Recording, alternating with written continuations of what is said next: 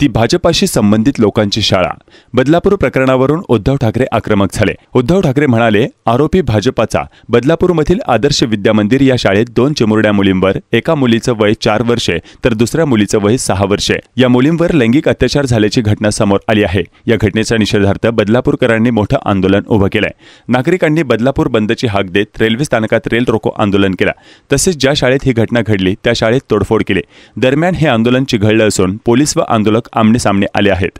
बदलापूर स्थानकात दाखल झालेल्या पोलिसांच्या तुकडीवर आंदोलकांनी दगडफेक केल्याचं पाहायला मिळालं, तर शाळेत तोडफोड करणाऱ्या आंदोलकांना रोखण्यासाठी पोलिसांनी अश्रुधुराच्या नळकंड्या फोडल्या आहेत। दरम्यान अत्याचाराचं प्रकरण व बदलापुरातील आंदोलनावर शिवसेनेच्या ठाकरे गटाचे प्रमुख उद्धव ठाकरे यांनी प्रतिक्रिया दिली आहे। ठाकरे म्हणाले, आरोपीला कठोरात कठोर शिक्षा व्हायला हवी। तत्पूर्वी हा खटला फास्ट ट्रॅक न्यायालयात चालवण्यात यावा। प्रशासनाने गुन्हेगारांना शिक्षा देण्यात दिरंगाई करू नये असे उद्धव ठाकरे म्हणाले। राज्यातील महिलांवरील अत्याचाराच्या घटना थांबाव्या, अशा प्रकरणातील गुन्हेगारांना तातडीने आणि कठोरात कठोर शिक्षा व्हावे यासाठी आमचं सरकार म्हणजेच महाविकास आघाडी शक्ती कायदा आणणार होता। त्यासाठीचा मसुदा तयार करण्यात आला होता, मात्र तेव्हा कोरोनाचा काळ होता, त्यामुळे आपल्याला केवळ 2 ते 3 दिवस अधिवेशन घेता येत होतं। अधिवेशनात आपल्याला शक्ती विधेयक मांडता आलं नाही। परिस्थिती सुधारल्यानंतर आम्ही शक्ती कायदा पारित करणार होतो, मात्र काही लोकांनी गद्दारी करून आमचं सरकार पडलं। आता या गद्दारांनी सरकार स्थापन केलं आहे, मात्र शक्ती विधेयक प्रलंबित ठेवलं आहे।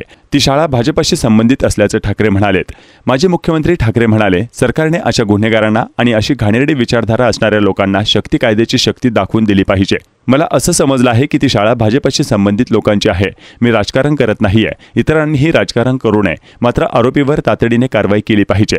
दरम्यान आरोपी भाजपचा कार्यकर्ता असल्याचे दावे पालकांनी केलेत। यावर उद्धव ठाकरे म्हणाले, तो आरोपी कोणत्याही पक्षाचा कार्यकर्ता असला तरी त्याला शिक्षा झाली पाहिजे। तो भाजपचा कार्यकर्ता असला तरी कोणत्याही प्रकारची दिरंगाई न करता त्याच्यावर कार्यवाही झाली पाहिजे।